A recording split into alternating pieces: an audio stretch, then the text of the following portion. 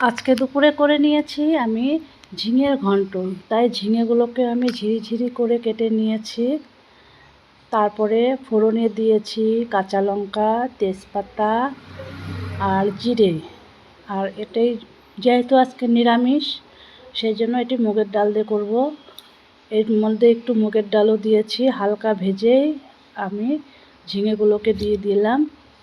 আর এর মধ্যে একটু দিয়েছি লবণ আর হলুদ দিয়ে ভালো করে নেড়েচেড়ে আমি এখন ঢাকা দিব, কারণ এর থেকে প্রচুর পরিমাণে জল বের হবে। এটি রান্না করতে প্রায় আমার 1 ঘন্টা প্রায় লেগে গেছে। ঢেকে ঢেকে এখন করব।